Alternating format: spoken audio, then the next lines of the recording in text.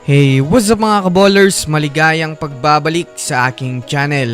At pag-usapan natin ang balita patungkol sa papabor nga daw ang laban bukas sa OKC Thunder. Bakit kaya? At ang balita naman patungkol sa maaaring pagkuha pa ng Golden State Warriors kay Anthony Davis. Alamin natin ito, tara na't pag-usapan natin yan dito sa Basketball Hot Shots.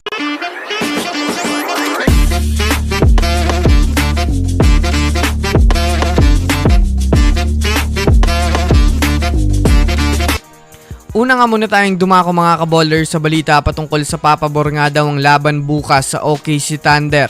Bakit kaya? Well, para nga po sa kaalaman ng lahat, bukas na nga po gaganapin ang magiging laro ng OKC at ng Indiana Pacers sa pinakahuling laban ngayong season sa NBA Finals. Malamang sa malamang marami na rin naman nga pong mga fans ang nag-aantay dito. Ito ay dahil na rin naman sa magiging intense ang magiging labanan ng magkabila ang kupunan na ito. Yes mga kaballers, pareho nga pong do or die ang magiging sistema ng dalawang team na ito. Pero matapos nga pong i-anunsyo ng NBA kanina mga kaballers na isa sa magre-referee bukas, itong si Scott Foster, ay maraming ang mga fans ang sobrang nagdududa. Ito ay dahil na rin naman sa kanilang mga nagdaang laro ay panay nga pong pabor itong si Scott Foster sa mga flops nitong si Shai Gilgeous-Alexander, kaya mataas nga daw ang porsyento mga kaballers na pumabor nga daw ang magiging laro sa OKC.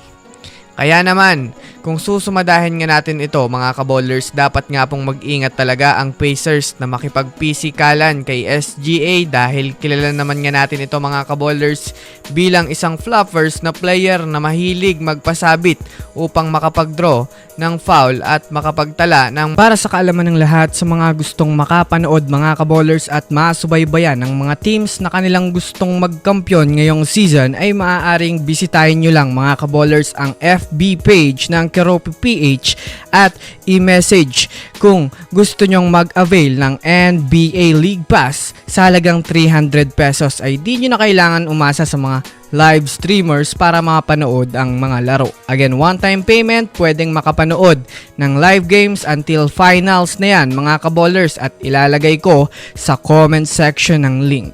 Samantala, pumunta naman tayo mga kaballers sa balitang maaaring pagkuha ng Warriors kay Anthony Davis. Well, bagamat man nga po mayroon na ang Warriors ng Jimmy Butler, ay kitang-kita naman nga natin mga kaballers na hindi pa nga talaga sapat ang lineup ng Warriors na makipagsabayan upang makakuha ng kampiyonato.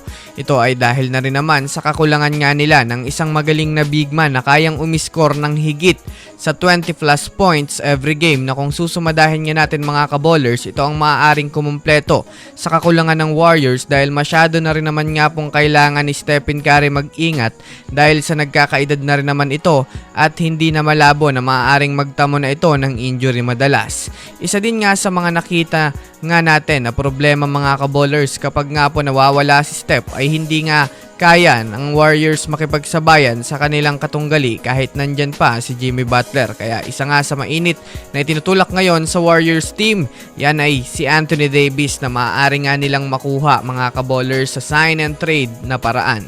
Well, kung matatandaan nyo nga po mga kaballers, ng Paris Olympics, sobrang saya ni Anthony Davis sa kanyang naging media interview. Ito ay dahil na rin naman sa sobrang nabibilib nga daw itong si Anthony Davis kay Stephen Curry bilang kakampi. Kaya isa din ito sa mga dahilan na maaaring pwedeng mangyari ang kanilang tandem. Ano sa tingin nyo mga kaballers? I-comment nyo na yan sa ibaba. So yun lang mga kaballers, yan lang na muna ang ating pag-uusapan sa ngayon. Pindutin ang subscribe and hit nyo na rin ng notification bell para sa mga susunod na updates sa mundo ng basketball. Again, this is Basketball Hot Shots. Thanks for watching.